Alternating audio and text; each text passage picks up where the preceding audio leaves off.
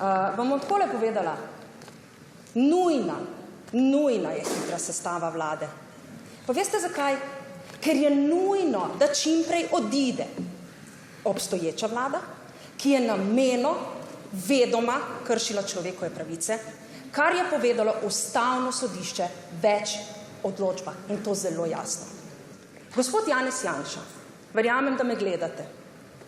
Če menite, da vam kot predsedniku vlade, zdaj odhajajočemu, gre pravica, da zaplinjate ljudi, da jih poklicno degradirate, ker se ne strinjajo z vami, da jih pošiljate v psihiatrične bolnišnice, da jih javno, ker mene ne zanima, kaj on dela v zasebnosti, kaj govori, žalite ljudi z vsem, kar vam tisti trenutek pade na pamet, vam jaz, bivša okrajna sodnica in popolna novinka v politiki povem, ne, nimate te pravice, nimate je.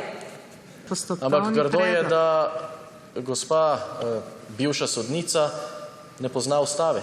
Tudi sam zagovarjam proteste, ki so v skladu z ustavo in v skladu z zakoni.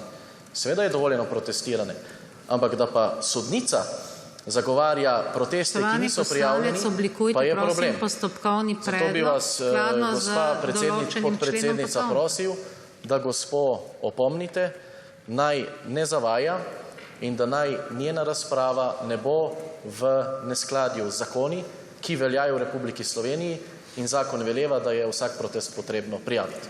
Ne kolesarski, ne drugi protesti, gospa bivša sodnica, niso bili prijavljeni.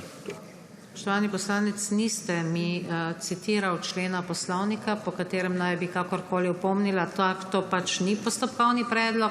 Ker pa ste me pozval, ker sem bila sama na tej seji, moram reči, da ste decidirano izjavil, da vi bi to že takoj razhajkal te kolesarje. To ste pač izjavil, to smo vsi slišali, da bi bili vi pač bolj učinkoviti pri tem očitno, kot je bil minister Hojs svojo ekipo pa generalni direktor policije. Olaj, dr. Olaj. Zato lepo prosim, če lahko vse poslance, ki uporabljajo takšen sovražni govor, opozorite, da v Slovenski demokratski stranki tega v Državnem zboru pač ne bomo dopuščali. Najlepša hvala.